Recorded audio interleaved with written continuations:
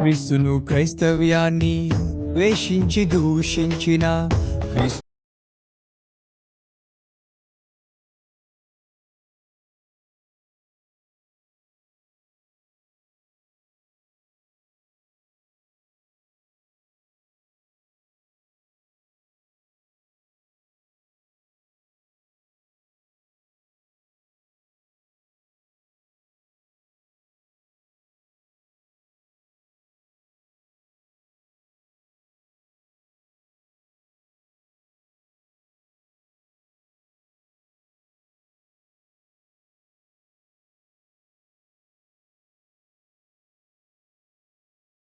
దేవుడిచ్చినటువంటి మాటలను మనం ధ్యానం చేద్దాం.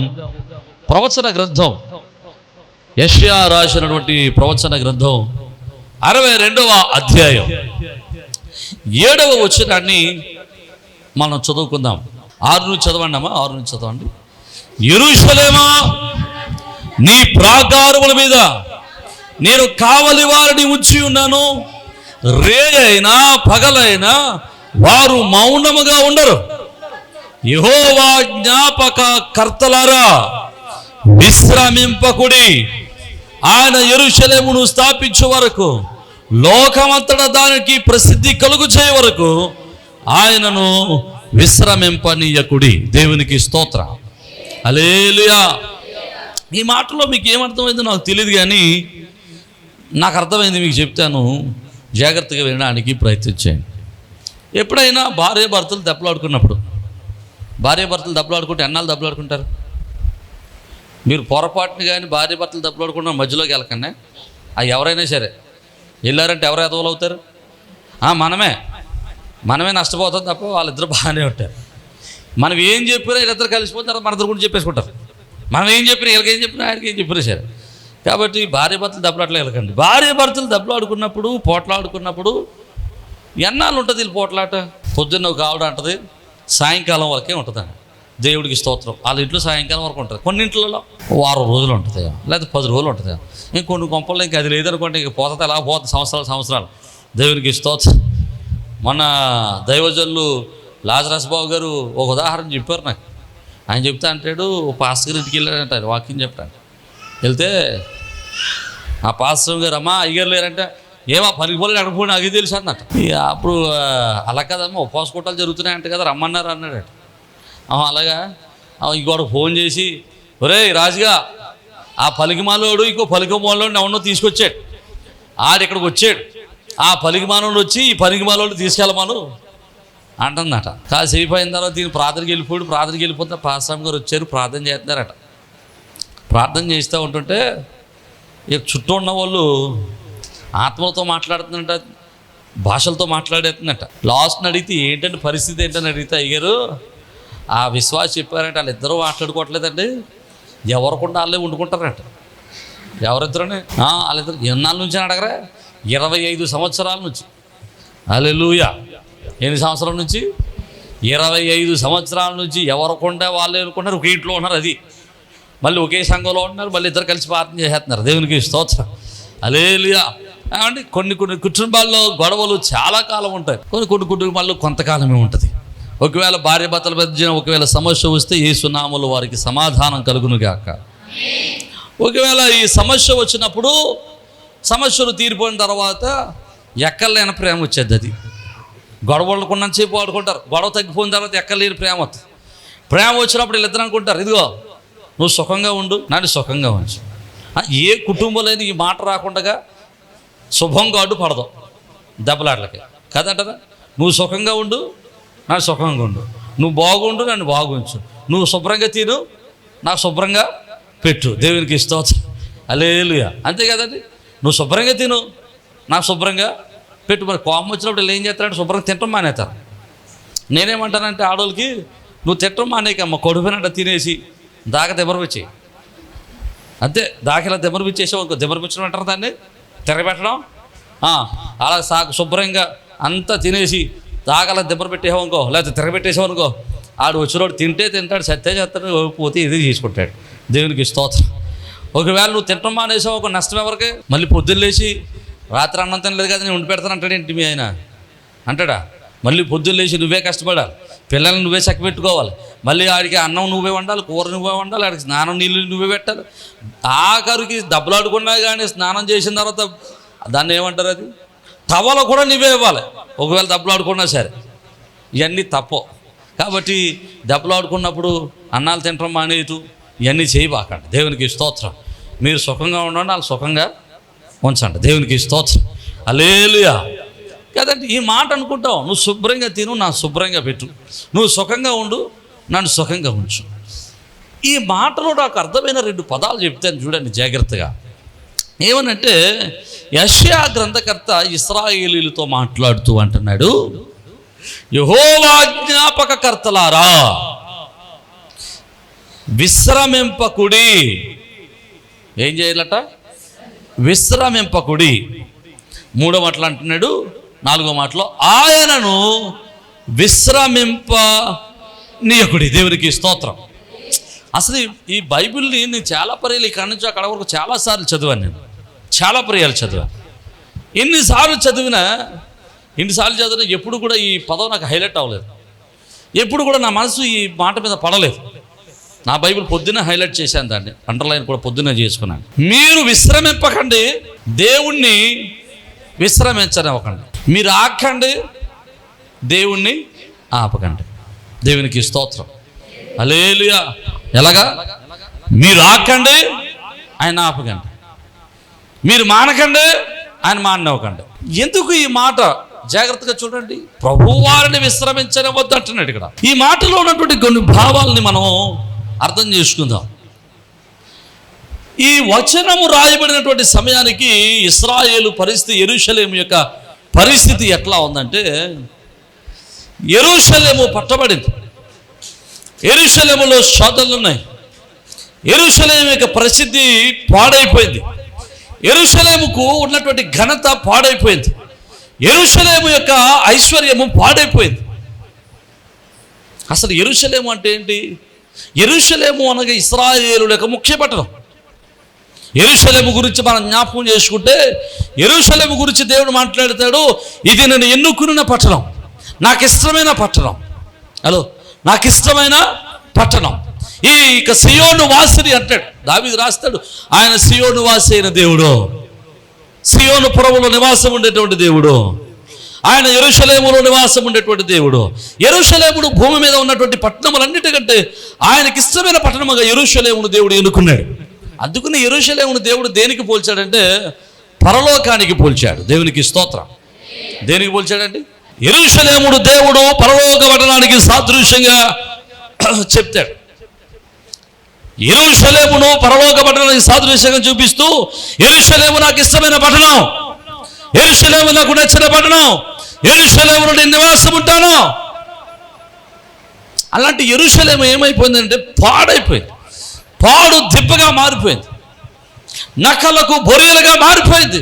ఒకనాడు యెరూషలేమును చూసి ఆనందించిన వారు, ఒకసారి యెరూషలేమును చూసి సంతోషించినటువంటి ప్రజలు, కొంతకాలం తర్వాత యెరూషలేమును చూసి హేళన చేసేటువంటి స్థితికి యెరూషలేము వచ్చేసింది. కారణం ఏంటంటే యూదా దేశంలో మీద పరిపాలన చేస్తున్నటువంటి రాజులు యెరూషలేమును పాడు చేశారు, యెరూషలేము యొక్క ఔన్నత్యాన్ని పాడు చేశారు, యెరూషలేము యొక్క గొప్పతనాన్ని పాడు చేశారు, యెరూషలేములో విగ్రహారాధన తీసుకొచ్చి పెట్టారు, యెరూషలేములో దేవునికి అయిష్టమైనటువంటి ఆరాధన తీసుకొచ్చి పెట్టారు, దేవునికి నచ్చని క్రియలు చేయడం ప్రారంభించారు. బైబిల్ గ్రంథంలో మనం చూస్తే ఒక రాజు వచ్చి యెరూషలేమును శుద్ధి చేయడం మనం చూస్తాం, యెరూషలేమును శుద్ధి చేయడం మనం చూస్తాం. అందులో ఉన్నటువంటి అనేకమైనటువంటి దేవతా విగ్రహాలను రాజులు 2వ గ్రంథం 23వ అధ్యాయంలో మనం చూస్తే, 23వ అధ్యాయంలో చూస్తే 4వ వచనం, రాజు బయలు దేవతకు అషేరు దేవతకు నక్షత్రం చేయబడిన ఉపకారములన్నిటినీ యెహోవా ఆలయములో నుంచి జములకు తీసుకుని రావాలనని. అబ్బాబ్బా, ఎలాగా? బయలు దేవతకి, అషేరు దేవతలకి, నక్షత్రాలకి చేయబడిన, అంటే విగ్రహాలకు విగ్రహారాధన కొరకు చేయబడినటువంటి ఉపకరణాలన్నీ ఎక్కడ పెట్టారు? చెప్పట్లేదు, యెహోవా ఆలయంలో పెట్టారు. మీకు మంచి మాట చెప్తాను. నిన్న మేము మలికిపురం వెళ్ళాం కదా, వచ్చేటప్పుడు బోర్డర్ స్కూల్ వంతెన దగ్గర ఆగాం. నేను, మన ప్రియులు యేషు గారు, తర్ట్లవారిపేట నుంచి మోహన్ రావు గారు, కారు డ్రైవర్గా ఆనంద్ వచ్చారు. మేము నలుగురు వెళ్ళాం. ఆ బాడీ స్కూల్ దగ్గర ఆగినప్పుడు మేము చేపలు కొనడానికి వెళ్ళాం. అక్కడ ఒక పెద్ద చేప ఉంది, గుమ్మడి చుక్క బాగుంది కదా, పెద్దగా ఉంది కదా, మొక్క ఇచ్చుకుందామని, వాట ఇచ్చుకుందామని వెళ్ళాం. ఇచ్చుకోవడానికి వెళ్తే ఆ చేప మా ఎదురుగుండానే కోసాడు అనమాట. కోసినప్పుడు అది కొంచెం పాడైనట్టు కనపడింది. అంటే దానికి శంకుల దగ్గర దాకా కొంచెం దెబ్బలు ఉన్నాయి. తర్వాత మాంసాన్ని ఇట్లా కోసినప్పుడు మాంసం అంతా తెల్లగా ఉంది. అంటే దాంట్లో రక్తం లేదు, నిలవ చేప అనమాట. మేము చూసాము, ఈ చేప బాగోలేదండి అని మేము చెప్పుకొని మేము ముందరకు వచ్చేసాం. తర్వాత ఆడు గుమ్మడి చొక్కా ముక్కలో వాటర్ని కొట్టేసాడు, ఇంచుమించు అమ్మేసి ఉంటాడు, అమ్మకుండా ఉంటాడు. మేము చూసినప్పుడేమో అది నచ్చలేదు మాకు. మా వెనకాల వాళ్ళకి నచ్చుతుంది. ఎందుకు నచ్చుతుంది అంటే, ఇది చేప ముక్కను కోసినప్పుడు ఈ పక్క చేపది ఆ పక్క చేపది రక్తం పట్టుకొచ్చి ఈ ముక్కలకి అప్పుడు ఏమంటుంది, ఇది చూసినవాడికి ఫ్రెష్ కదా, ఫ్రెష్. మేము అప్పుడు వెళ్ళి ఉండకుంటే ఒక 10 నిమిషాలు వెనకాల వెళ్ళుంటే మేము కూడా తెచ్చేది అది మేము కూడా మోసపోతాం కదా. ముందరున్న వాళ్ళకి తెలుసు ఇది మంచిది కాదని, వెనుక వచ్చిన వారికి తెలియదు అది మంచిదేనేమో అని. అదండి దేవునికి స్తోత్రం. ముందరున్న వాళ్ళకి తెలుసు అది మంచిది కాదని, వెనకాల వచ్చిన వాళ్ళకి ఏం తెలీదు అది మంచిది కాదని తెలియదు, నచ్చదేమో అనుకుంటారు. అలాగే యూదారాజులు చేసినటువంటి ప్రయత్నాలు, యూదారాజులు చేసినటువంటి యెరూషలేము యొక్క దాన్ని ఏమంటారంటే యెరూషలేమును పాడు చేసిన విధానంలో దేవాలయముల విగ్రహాలు పట్టుకొచ్చినప్పుడు వాళ్ళకి తెలిసింది మంచిది కాదని. కానీ కాలం గడిచే కొలది రాజులు కానీ వారి యొక్క ప్రజలు కానీ ఏమనుకున్నారంటే, దేవునిలాగే ఆరాధించాలేమో, దేవునిలాగే ప్రార్థించాలేమో, దేవాలయములు విగ్రహాలు పెట్టాలేమో, యెహోవా దేవుడు కూడా వీళ్ళతో పాటు సమానుడేమో, అషేరు దేవత బయలు దేవత వీళ్ళందరూ ఒకటేనేమో, ఇక్కడ కూడా మనం ముహూర్తాలు చూడాలేమో, ఇక్కడ కూడా ఇవన్నీ చేయాలేమో అనుకుని మిగతా ప్రజలందరూ కూడా ఏమైపోయారు, ఆ విధంగానే నడవటం మొదలుపెట్టారు. ఎందుకంటే ప్రారంభించిన నాడు వీళ్ళు లేరు, అది మొదలుపెట్టిన తర్వాత కొనసాగుతున్నప్పుడు ఉన్నారు కనుక వీళ్ళు అంతకుముందు ఎలాగ ఆరాధించారో తెలియదు కనుక ఇప్పుడు ఎలాగుందో అలాగే ఆరాధించుకుంటూ పోతున్నారు. కానీ దేవుడు యెరూషలేమును శిక్షించడం మొదలుపెట్టిన తర్వాత, దేవుడు యెరూషలేమును త్యజించడం మొదలుపెట్టిన తర్వాత, ఇశ్రాయేలు యొక్క ఘనత పోయిన తర్వాత, యెరూషలేము యొక్క మహిమ కోల్పోయిన తర్వాత, యెరూషలేము యొక్క ప్రసిద్ధి కోల్పోయిన తర్వాత, యెరూషలేము ఇశ్రాయేలు ప్రజలకు అర్థమైంది దేవుని యొక్క రాజ్యపు శక్తి ఇక్కడ లేదు, దేవుని మహిమ ఈ స్థలములో లేదు, దేవుని యొక్క రాజ్యపు శక్తి ఇక్కడ లేదు అని అర్థమయ్యి వీళ్ళు ఏం చేయడం మొదలెట్టారంటే, అక్కడ చూడండి 6వ వచనంలో, యెరూషలేమా నీ ప్రాకారం మీద నేను కావలి వారిని ఉంచి ఉన్నాను. దేవునికి స్తోత్రం. రేయైనా పగలైనా వారు మౌనముగా, హల్లెలూయా. ఇక్కడ ఉన్నటువంటి యెరూషలేము ప్రాకారం మీద ఉన్నటువంటి ఆ యొక్క కాపలదారులు ఏం చేశారట, రాత్రి అయినా పగలైనా, రే అంటే పగల కాదు, రే అంటే మనకి రే అంటే ఏం తెలుసు అంటే పగల మొదటి జామున చేతులెత్తి ప్రార్థన చేయమన్నాడని చెప్పేసి తెల్లారుజామున వేసి ప్రార్థన చేస్తాం. తెల్లారుజామున ప్రార్థన చేయడం తప్పు కాదు, అది రే అనుకోవడం తప్పు. అది రేయి పగలో నీ పద, ఈ పాట ఎన్నిసార్లు పాడుంటామో, ఎన్నిసార్లు పాడుంటాం ఈ పాట. అయినా కానీ రే అంటే మనం ఏమనుకుంటున్నాం, పగలే అనుకుంటున్నాం. రే అంటే పగల కాదు, రాత్రి మొదటి జామున చేతులెత్తి ప్రార్థన చేయడం అంటే రాత్రి 9 గంటల లోపే కుటుంబ ఆరాధన అయిపోవాలి. దేవునికి స్తోత్రం. ఎన్ని గంటల లోపు? 10 గంటల చేతం 12 గంటల చేతం కాదు. ప్రభువు చెప్పిన కార్యక్రమం బట్టి క్రమమును బట్టి ఇలా ఉపవాక్యాలు 3వ అధ్యాయం ప్రకారంగా రాత్రి మొదటి జాము అంటే 9 గంటల లోపే కుటుంబ ప్రార్థన అయిపోవాలి. దేవునికి స్తోత్రం. హల్లెలూయా. అంటే నీ పిల్లల కోసం అక్కడ రాస్తాడు, చదవండి ఒకసారి, ఆ మాట చదువుదాం మనం ఒకసారి. ఎందుకంటే దేవుడు ఎందుకు నడిపించాడు అట్లా. విలాపవాక్యాలు 2వ అధ్యాయం 19వ వచనం, నీవు లేచి రేయి మొదటి జామున మొర్రబెట్టుము, నీళ్లు కుమ్మరించినట్లు ప్రభు సన్నిధి నీ హృదయమును కుమ్మరించు, నీ పసిపిల్లల ప్రాణం కొరకు నీ చేతులను ఆయన తట్టు ఎత్తుము. దేవునికి స్తోత్రం. ఎప్పుడంట రేయి మొదటి జాము అంటే అసలు రోజుకి జాములు ఎన్ని ఏంటండి? రాత్రికి జాములు ఎన్ని? రాత్రికి జాములు ఎన్ని చెప్పరా? చూపించినా చెప్పట్లేదు మీరు. ఎన్ని జాములు? 4 జాములు. ఏమంటారు దాన్ని? జార చోర భూత దూత అంటారు. జార చోర భూత దూత. జారులు, మొదటి జాము జారులు తిరిగేవా. రెండవ జాము ఏంటంటే చోరులు, దొంగలు తిరిగే సమయం 12 గంటల వరకు. 12 నుంచి 3 గంటల వరకు భూతాలు తిరిగే సమయం. అంటే అలా విభజించారు పెద్దలు, మనం గుర్తుపెట్టుకోవడానికి. 4వ జాము అంటే 3 గంటల నుంచి 6 గంటల వరకు. ఇదేంటి? దూత సమయం, దూతలు తిరిగే సమయం. దేవునికి స్తోత్రం. ఇప్పుడు రేయి మొదటి జాము అంటే 6 గంటల నుంచి 9 గంటల వరకు. 9 గంటల లోపు ఇంచుమించు ఎవరి ఇంట్లోనూ పిల్లలు పడుకోరు. అంటే పిల్లలు పడుకోక మునిపే, పిల్లలు నిద్రలోనికి వెళ్ళక మునిపే నీ పిల్లల మందిరంలో కూర్చోబెట్టి, నీ దగ్గర కూర్చోబెట్టుకుని నీవు కుటుంబారాధన చేయాలి. నీ పిల్లల క్షేమం కొరకు నీ చేతులెత్తి పిల్లల కొరకు ప్రార్థన చేయాలి. దేవునికి స్తోత్రం చెప్పాలి. హల్లెలూయా. తెల్లవారుజామున పిల్లలు ఎగుతారేటి? పిల్లలు ఎవరు? మనమే లేవం. అదేంటి తెల్లవారుజామున ఎంతమంది ప్రార్థన చేస్తున్నారు? 1 2 సగమే చేస్తున్నారు. 3 4 5. తెల్లవారుజామున ప్రార్థన చేయడం ఆశీర్వాదం. రేయి మొదటి జామున చేయాలి, తెల్లవారుజామున ప్రార్థన చేయాలి. అప్పుడుగా మాత్రమే కాదు, ఎప్పుడు పడితే అప్పుడు సమయం దొరికినప్పుడల్లా ప్రార్థన చేయాలి. దేవునికి స్తోత్రం. హల్లెలూయా. ఇక్కడ ఇశ్రాయేలీలు కూడా ఇక్కడ రాస్తున్నాడు, ఇశ్రాయేలులారా నేను మీ ప్రాకారం మీద కాపలాదారులను ఉంచాను. వారు ఏం చేస్తున్నారట? రే అయినా పగలైనా వారు మౌనముగా ఉండగా, మౌనంగా ఉండకుండా ఏం చేస్తున్నారు వాళ్ళు? యెరూషలేము యెహోవా జ్ఞాపకకర్తలారా అంటున్నాడు. యెహోవా జ్ఞాపకకర్తలారా అంటే దాని అర్థం ఏంటి? జ్ఞాపకకర్త అంటే ఎవరు? జ్ఞాపకర్త దాంట్లోనే ఉంటుంది అంటే ఏమి ఉండదు. జ్ఞాపకకర్త అంటే ఈ హిబ్రూ బైబిల్లో నేను చదివితే ఏమనుందంటే వన్ హూ రిమెంబర్స్, అంటే గుర్తు చేసేవాడు. ఏం చేసేవాడు? గుర్తు చేసేవాడు. దేవునికి స్తోత్రం. అంటే ఇప్పుడు ఇక్కడ మనం చాలా జాగ్రత్తగా ఆలోచన చేస్తే వీళ్ళు ప్రార్థన చేసేవారు. దేవునికి స్తోత్రం. యెరూషలేము క్షేమం కొరకు ప్రార్థన చేసేవారు.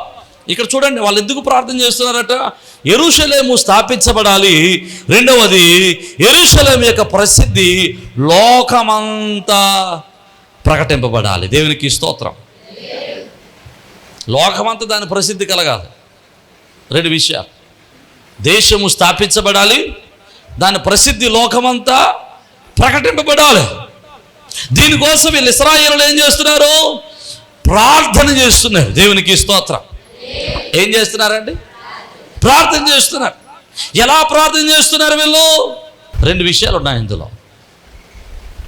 రే అయినా పగలైనా మానక ప్రార్థన చేస్తున్నారు. ఎలాగా? రాత్రి అయినా పగలైనా మానక ప్రార్థన చేస్తున్నారు. మానక ప్రార్థన చేయడం అంటే ఇక ప్రార్థన చేయడం వీళ్ళు ఆపడం లేదు. దేవునికి స్తోత్రం చెప్పాలా? హల్లెలూయా. నీ దేశము వృద్ధి అవ్వాలంటే, నీ దేశం బాగుండాలంటే, నీ దేశము ప్రసిద్ధి చెందాలంటే ఎవరి వలన తరము కాదు, అది దేవుని వలన మాత్రమే సాధ్యమవుతుంది. దేవునికి స్తోత్రం. అందుకని దేవుని యొక్క వాగ్దానాలు చాలా ఉన్నాయి. మీరు ప్రార్థన చేస్తే మీ దేశాన్ని స్వస్థపరుస్తా, మీరు ప్రార్థన చేస్తే మీ దేశాన్ని బాగు చేస్తా, మీరు ప్రార్థన చేస్తే మీ ప్రజలను సుభిక్షంగా ఉంచుతా, మీరు ప్రార్థన చేస్తే మీ దేశాన్ని విస్తరింపజేస్తా, మీరు ప్రార్థన చేస్తే మీ దేశంలో కరువు రాకుండా చేస్తాను, మీరు ప్రార్థన చేస్తే మీ దేశంలో వచ్చే తెగులు నేను తొలగిస్తాను, మీరు ప్రార్థన చేస్తే మీ దేశంలో ఐక్యతను దయచేస్తాను. దేవునికి స్తోత్రం. హల్లెలూయా. మరి ఎలా ప్రార్థన చేయాలో? ఇప్పుడు యెరూషలేము యొక్క ప్రసిద్ధి చెందాలి అంటే, యెరూషలేము స్థాపించబడాలంటే వీళ్ళు ఎలా ప్రార్థన చేయాలి? మానక. ఎలా చేయాలి? మానక ప్రార్థన చేయాలి. అదే ఆ ప్రార్థనే మనం ఐపీఎల్లో చేస్తున్నాం. దేవునికి స్తోత్రం. హల్లెలూయా. ఐపీఎల్లో చేసే ప్రార్థన ఏంటండి? చాలామంది దేశ క్షేమం కొరకు ప్రార్థన చేస్తారు. ఎలా ప్రార్థన చేస్తారు? నెలకు ఒక రోజు ఏర్పాటు చేసుకుంటారు. 1 గంట, 2 గంటలు, 3 గంటలు, 4 గంటలు కూర్చొని ఇక దేశ క్షేమం కొరకు ప్రార్థన చేస్తారు. నెలకు ఒక సహవాస కూటమిని ఏర్పాటు చేసుకోవడం, ఆ సహవాస కూటంలో దేశ క్షేమం కొరకు ప్రార్థన చేస్తారు. సంతోషమైన కాదనడం లేదు, కానీ దేవుడు మనకిచ్చిన దర్శనం ఏంటో తెలుసా? మానక ప్రార్థన చేయడం. హల్లెలూయా. ఎలాగా? రే అయినా పగలైనా దేవుని యొక్క సన్నిధిలో కాపలాదారులుగా ఉన్నవాడు, దేవుని దర్శనం పొందుకునేవాడు, దేవుని యొక్క వాచ్మెన్గా ఉన్నవాడు, దేవుని చిత్తము చెప్పిన దేవుని యొక్క సన్నిధిలో జ్ఞాపకకర్తగా ఉన్నవాడు మానక ప్రార్థన. ఏమీన్? హల్లెలూయా, హల్లెలూయా. అలా మొదలుపెట్టింది ఐపీఎల్ పరిచర్య. ఈ ఐపీఎల్ పరిచర్యలో చేస్తున్న ప్రార్థన ఎలాగో తెలుసా? పగలైనా రాత్రైనా 24 గంటలు దేశ క్షేమం కొరకు ప్రార్థన జరుగుతూనే ఉంటుంది. హల్లెలూయా, హల్లెలూయా. ఇప్పటికి 7 దినాలు గొలుసు ప్రార్థన జరుగుతుంది. ఎన్ని రోజులు? నెలలో 7 రోజులు గొలుసు ప్రార్థన జరుగుతుంది. దానిని 31 రోజుల వరకు స్థాపించాలని ఆశపడతా ఉన్నాం. దేవునికి స్తోత్రం. హల్లెలూయా. ఎలా ప్రార్థన చేయాలి? మానక, గొలుసు తెగిపోకుండా రాత్రి పగలు గంటకొకరు చెప్పిన దేవుని సన్నిధిలో మోకరించి, అయ్యా నా దేశాన్ని బాగు చేయి, అయ్యా నా దేశాన్ని సుభిక్షంగా ఉంచు, అయ్యా నా దేశంలో క్షేమస్థితిని దయచేయి, అయ్యా నా దేశంలో రాజకీయ నాయకులను బాగు చేయి, అయ్యా రాజకీయ నాయకులను దీవించు, అధికారులను దీవించు, నాయన పోలీసు వారిని దీవించు, వైద్యులను దీవించు, అధికారులను బాగు చేయి, నాయన దేశంలో సురక్షిత ఐక్యత దయచేయి, దేశ సంఘంలో ఐక్యతను దయచేయి, సంఘాన్ని విస్తరింపచేయి అని చెప్పి ప్రార్థనాపరులైనటువంటి వారు అనేకులు ఏం చేస్తున్నారు? గంటకొకరు చెప్పిన దేవుని పాదాలు పట్టుకుని బ్రతిమలాడుతున్నారు. దేవునికి స్తోత్రం. అప్పుడప్పుడు కాదు. హలో, ఎలాగా? ఏలాగా చెప్పట్లేదు. అప్పుడప్పుడు కాదా? అప్పుడప్పుడు కాదు. దేవుని స్తుతించుడి. ఒక ఆయన పాడబట్టి ఇలా పాడాడట, దేవుని స్తుతించుడి అప్పుడప్పుడు దేవుడి అని పాడేటట్టు. ఎలాగట? ఎప్పుడెప్పుడు? అప్పుడప్పుడు. దేశం కోసం అప్పుడప్పుడు ప్రార్థన చేయడం కాదు, ప్రతి గంట గంటకొకరు సేవకుడు, గంటకొక కుటుంబం, గంటకొక సంఘము దేవుని పాదాలు పట్టుకుని దేశం కొరకు ప్రార్థన చేస్తే ప్రభు ప్రార్థన ఆలకించక మానడా. దగ్గరగా దేవునికి స్తోత్రం చెప్దాం. హల్లెలూయా. ఈ ప్రార్థనా ఉద్యమం మన సంఘం నుంచి ప్రారంభించబడటమే అది ఎంత ఆశీర్వాదకరమో అర్థమైతే దేవునికి స్తోత్రం చెప్పాలా. హల్లెలూయా, హల్లెలూయా. ఎంత ఆశీర్వాదం అండి దేశం కోసం ప్రార్థన చేయటం. ఇప్పటికే ఇంచుమించు 150 పైబడి సేవకులు ఐపీఎల్ పరిచర్యలో ప్రార్థన చేస్తూ ఉన్నారు. ప్రార్థన చేద్దాం, మీరు కూడా ప్రార్థన చేయండి. మీరందరూ ప్రార్థన చేస్తున్నారు. ఐపీఎల్ పరిచర్య ఇది 30 రోజులు కంటిన్యూగా మానక రే అయినా పగలైనా ప్రార్థన చేసే యోధులు దేవుడి కొరకు, దేశం కొరకు లేపబడుదురుగాక. అలాంటి యోధులు మనతో ఐక్యమవుదురుగాక. మనం చేసే ప్రయత్నాన్ని దేవుడు సఫలపరచునుగాక. మనం చేసే ప్రార్థన దేవుడు బలపరచునుగాక. ఐపీఎల్ పరిచర్య దేశమంతా విస్తరింపబడునుగాక. చప్పలు కొడుతూ దేవుని నామాన్ని మహిమపరుద్దాం. హల్లెలూయా, హల్లెలూయా. వీళ్ళు ఎలా ప్రార్థన చేస్తున్నారట? చెప్పట్లేదు మీరు. మానక ప్రార్థన చేస్తున్నారు. రెండవది ఏం చేస్తున్నారు తెలిసే? ప్రార్థనలో వారిని అంటున్నాడు జ్ఞాపకకర్తలారా. జ్ఞాపకకర్తలు అంటే అసలు మీరు ప్రార్థన చేసినప్పుడు ఎట్లా చేస్తారు? మీరు ప్రార్థన చేస్తారా? పొద్దున్న లేచి ఎంతమంది ప్రార్థన చేస్తారు? హలో, ఒకసారి చేతులు చూపించండి. ఏం కాదు, ఏమైపో మీ చేతులు మేము తీసేసుకోగానే రైట్. చాలామంది ఉన్నారు. దేవుడు మిమ్మల్ని దీవించుగాక. సాయంకాలం ఎంతమంది ప్రార్థన చేస్తారు? పండుకునే ముందు దేవుడు మిమ్మల్ని దీవించను గాక. ఇప్పుడు ప్రార్థన చేస్తాం కదా, అసలు ప్రార్థనలో ఏం చేస్తారు మీరు? ప్రార్థనలో కొన్ని అంశాలు ఉంటాయి, కొన్ని భాగాలు ఉంటాయి. ప్రార్థనే, కానీ ప్రార్థనలో కొన్ని భాగాలు ఉంటాయి. ప్రార్థనలో మొట్టమొదటి చేయాల్సిన పని ఏంటంటే, ప్రార్థన చేసేటప్పుడు మొట్టమొదట నీ ప్రార్థన దేవుని సన్నిధికి వెళ్ళాలంటే మొట్టమొదటిగా నీ పాపములన్నిటినీ ఒప్పుకోవాలి. అది నువ్వు మోకరించిన వెంటనే నువ్వు చేయాల్సిన పని ఏంటి? పాపములన్నిటిని ఒప్పుకోవాలి. ఏం చేయాలి? ఇవాళ ఒప్పుకోవాలి, మళ్ళీ రేపు చేసేలా? రోజు ఒప్పుకోవడమే ఇక దేవునికి స్తోత్రం కాదండి. ఏం చేయాలి? ఈరోజు ఒప్పుకోవాలి, విడిచిపెట్టాలి. దేవునికి స్తోత్రం. ఒప్పుకోవాలి, విడిచిపెట్టాలి. ఇవాళ ఒప్పేసుకోవటం, మళ్ళీ రేపు అవకాశం వస్తే మళ్ళీ చేసేయటం కదా. మళ్ళీ సాయంత్రం ప్రభా మళ్ళీ పడిపోయింది. ఒకసారి దేవుని దగ్గర ఒప్పుకున్నాము దాన్ని, ఇంకా దాని జోలికి వెళ్ళకూడదు. ఇంకా దాని జోలికి వెళ్ళకూడదు. ఒప్పుకోకపోయినా పాపం జోలికి వెళ్ళకూడదు. నేను దేవుని దగ్గర పాపం ఒప్పుకోలేదని పర్లేదని చేసేస్తుంటానులేండి. ఒప్పుకున్నప్పుడు వదిలేస్తానంటే కుదరదు. అసలు నీలో పాపం ఉందంటే దేవుడు నీ ప్రార్థన అసలు రెండంతే. అసలు లేదు ఇక నీ ప్రార్థన. ఇక గోడకు బద్ది వేసి కొడితే బద్ది ఎలాగైనా వచ్చేద్దాం. పాపము ఒప్పుకోని వాని యొక్క ప్రార్థన తిరిగి నీ వద్దకే అసలు నీకు సూరు కూడా దాటి వెళ్దాం. అంతేనండి. ఏది దాటి వెళ్దాం? నీ సూరు కూడా దాటి వెళ్దాం ప్రార్థన. నువ్వు కూర్చున్నటువంటి గది తలుపు కూడా దాటి వెళ్దాం ప్రార్థన. కారణం ఏంటంటే వాక్యులు అంటాడు, యెషయా గ్రంథం 59:2 అంటాడు, మీ ప్రార్థనలు ఆయన వద్దకు చేరకూడనట్లు మీ పాపములు ఆయనకును మీకును అడ్డంగా వస్తున్నాయి. దేవునికి స్తోత్రం. ఏంటంట మన ప్రార్థనకి ఏ అడ్లు వస్తున్నాయి? మన పాపం అడ్డు వస్తుంది. మొట్టమొదటి మన ప్రార్థనలో కూర్చున్న వెంటనే చేయాల్సిన పని ఏంటంటే మన పాపములన్నిటినీ ఒప్పుకోవాలి. రెండవది దేవుణ్ణి స్తుతించాలి. ఏం చేయాలి? దేవుడు నీ పాపములను ఒప్పుకున్నాడు కదా, నువ్వు ఒప్పుకున్నప్పుడు దీనికి కనికరింపబడ్డావు కదా, దేవుడు నిన్ను కనికరించిన విధమును బట్టి దేవుణ్ణి స్తుతించా. దేవుడు నీకు ఇచ్చిన ఆశీర్వాదాన్ని బట్టి దేవుని స్తుతించా. దేవుడు నీకు ఇచ్చిన సమస్తాన్ని బట్టి దేవుని స్తుతించా. ఇప్పటి వరకు నువ్వు కలిగి ఉన్న దాన్ని బట్టి దేవుని స్తుతించాలి. ఇప్పటి వరకు నువ్వు పొందుకున్న దాన్ని బట్టి ప్రభువుని స్తుతించాలి. ఇప్పటి వరకు నువ్వు అనుభవిస్తున్న దాన్ని బట్టి ప్రభువుని స్తుతించాలి. ఇప్పటి వరకు దేవుడి యొక్క మహిమను నువ్వు చూసిన దాన్ని బట్టి ప్రభువుని స్తుతించాలి. అసలు నువ్వు స్తుతించడం అంటూ మొదలెడితే ఎక్కడ మొదలెట్టాలి చెప్పండి? దేవునికి థ్యాంక్స్ ఎక్కడ మొదలెడతారు మీరు? ఆలోచించండి. ఎక్కడ మొదలెట్టినా ఏమి ఇచ్చావని నీకు థ్యాంక్స్ చెప్పనండి. ఎక్కడ మొదలెడతారు థ్యాంక్స్? దేవునికి థ్యాంక్స్ చెప్పాలనుకుంటే ఎక్కడ మొదలెడతారు మీరు? పోనీ ఫస్ట్ కూడా ఎక్కడ దేవుడికి ఏ విషయంలో థ్యాంక్స్ చెప్తారు మీరు? అసలు బ్రతికున్నాం, అది ఫస్ట్ మనం బ్రతికున్నాం. ఈరోజు నువ్వు పీల్చేటువంటి ప్రాణవాయువు, ఈ ప్రాణవాయువు ఎంత విలువైందో తెలుసా? తెలిసే ఉండదు. ఎప్పుడు 21లో తెలిసింది కదా. సెకండ్ వేవ్, ఫస్ట్ వేవ్లో అంత ప్రాబ్లం లేదు, కానీ సెకండ్ వేవ్ వచ్చేసరికి తెలిసింది ఆక్సిజన్ యొక్క విలువ. కోట్ల రూపాయలు ఇంట్లో ఉన్నా కానీ ఏం లేదు, కొనుక్కోవడానికి డబ్బులు ఉన్నా కానీ ఆక్సిజన్ లేదు. డబ్బులు చేతినంటే డబ్బులు ఉండి పట్టుకెళ్ళి సూట్ కేసులంటే డబ్బులు ఇచ్చినా ఒక 5 లీటర్ల ట్యాంక్ గ్యాస్ ఆక్సిజన్ ట్యాంక్ దొరకని రోజులో ఆక్సిజన్ దొరక్క కొన్ని వందల మంది చనిపోయారు. డబ్బులున్న వారు కూడా చనిపోయారు. ఆ రోజుల్లో డబ్బు పెట్టి కొనుక్కుందామని ఆక్సిజన్ దొరకలేదు. ఈరోజు నువ్వు కొనుక్కోకపోయినా దేవుడు నీకు ఎంత ఇస్తున్నావు ఏంటి ఆక్సిజన్కి? ఎంత ఇస్తున్నావు నువ్వు అసలు ఆక్సిజన్కి?